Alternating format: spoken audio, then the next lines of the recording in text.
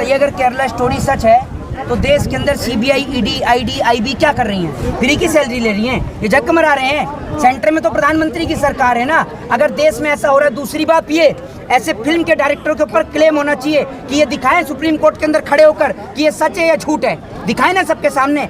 आज के दौर में एक चीज डायरेक्टरों को समझ में आ गई है कि फिल्में हिंदू और मुसलमान को लड़ाने की बनाओ। जब से द कश्मीरी फाइल्स आई, जिसने लाखों करोड़ों रुपए का रेवेन्यू कमाया और जिसने हिंदू और मुसलमान के बीच का जो प्यार है उसके बीच एक खाई पैदा करने का काम किया, तो लोगों को समझ में आया, डायरेक्टरों को समझ में आया कि अब हिंदू मुसलमान को लड़ाने की फिल्म बनाओ, वरना पुलवामा के ऊपर बना लो फिल्म, देखिए कैसे बैंड करा देंगे। गोधरा कांड पे फिल्म बनवा लो, क्यों नहीं बनवाते हो?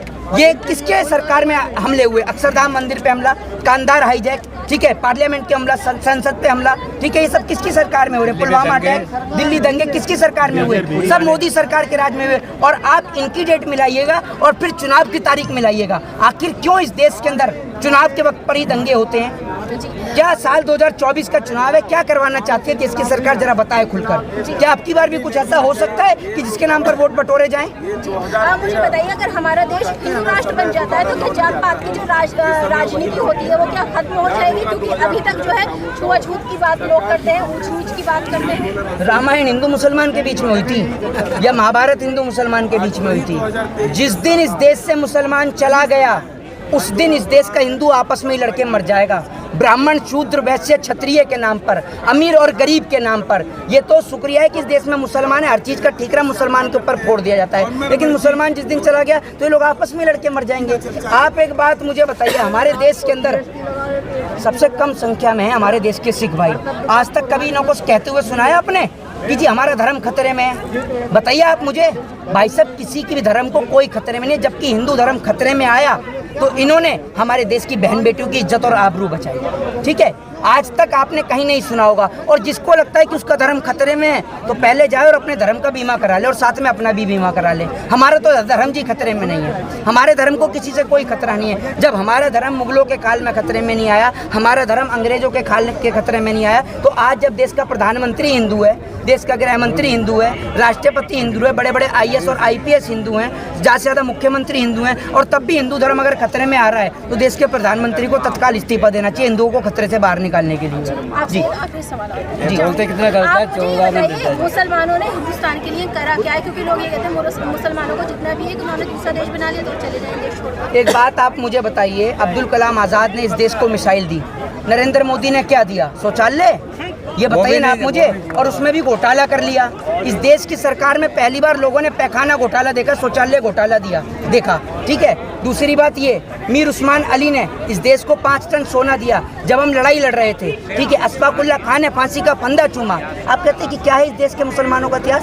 बहादुर शाह जफर के दोनों बेटों का सर काट के रंगून की जेल में रख दिया गया, और उसके बाद ब्रिटिश ईस्ट इंडिया कंपनी के ऑफिसर ने बहादुर शाह जफर से कहा कि जफर, हिंदुस्तान की जो शमशीर जो है वो ठंडी पड़ गई है। बहादुर शाह जफर बोलते हैं कि जब तक गाजियों में बूर रहेगी ईमान की, तख्ते लंदन तक चलेगी शमशीर हिंदुस्तान की।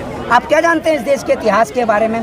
इस देश की आज़ादी में जितना योगदान हिंदुओं का रहा, जितना योगदान सिख भाइयों का रहा, जितना योगदान ईसाई भाइयों का रहा, उतना ही योगदान मुसलमान भाइयों का भी रहा। और इस देश की मिट्टी पर सभी का एक समान बराबर का हक है, इसीलिए इसको डेमोक्रेटिक कंट्री यानी लोकतांत्रिक देश कहा जाता है। तो फिर देश का नाम जितने भी मुसलमानों के नाम से है तो वो क्यों बदले जा रहे हैं? एक बात आप मुझे बताइए, मर्द जो है ना वो हालात बदलते हैं, नाम नहीं बदलते। नाम बदलने से क्या होगा? एक बात आप मुझे बताइए, उत्तर प्रदेश के मुख्यमंत्री से कभी मिलने का मौका मिला तो एक ही सवाल पूछूंगा, मुख्यमंत्री जी आपने इलाहाबाद का नाम बदल के प्रयागराज कर दिया, क्या पहले प्रयागराज नहीं था? प्रयागराज जंक्शन था, जाकर देख लीजिएगा, आज भी लिखा हुआ है। आपने कुछ नहीं किया। और एक बात सिर्फ यही बोलूँगा कि मर्द जो हैं वो हालात बदलने पे भरोसा रखते हैं, नाम बदलने पे कभी मर्द भरोसा नहीं रखते। नाम बदलने से क्या होगा? अगर इंडिया का नाम आप रख दो स्विट्जरलैंड तो स्विट्जरलैंड थोड़ी हो जाएगा। नाम बदलने से कुछ नहीं होता। आपने काम क्या किया जरा आप ये बताइए? आपने कुछ काम नहीं किया। आपकी सरकार के राज में आज हमारे को पाकिस्तान से खतरा है, आज हमें चाइना से खतरा है। आपकी सरकार के राज में हमारे देश की बहन बेटियां सुरक्षित नहीं हैं। आप हर 6 महीने में किसी को भी धरने पर बिठा देते हैं, कभी देश के किसानों को बिठा देते हैं, और आपको तो शर्म आनी चाहिए। बार-बार किसान को जो है आप कहा आपने खालिस्तानी कहा और एक बार माफ़ी भी नहीं मांगी, आतंकवादी कहा, पाकिस्तानी कहा।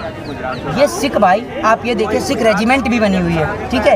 इनके बच्चे आप जाकर देखिए बॉर्डरों की हिफाजत कर रहे हैं, ठीक है। आप इनको खालिस्तानी कहा, पाकिस्तानी कहा, आतंकवादी का, आपको शर्म नहीं आती? वो कंगना रनावत जैसी हीरोइन है जिनका कोई लेवल नहीं है, वो इन किसानों के लिए बोलती हैं गलत। उनको शर्म आनी चाहिए। जिस दिन इस किसान ने अनाज पैदा करना बंद कर दिया ना, घर में सब भूखे मर जाएंगे। याद रखिएगा, वो दिन भूल गई जब आप अमेरिका से सड़ा हुआ पीएल लाल गेहूँ आता था, जिसे वहाँ पर पशु भी नहीं खाते थे, हमारे देश के लोगों के लिए आया करता था। इसलिए कहते हैं कि देश के जवान का देश के किसान को कभी अपमानित मत करिएगा, क्योंकि इस देश के नेताओं के बच्चे सुरक्षा नहीं कर सकते। इस देश की सुरक्षा करने के लिए किसान का बेटा ही काम आएगा। जय हिंद, जय भारत, वंदे मातरम।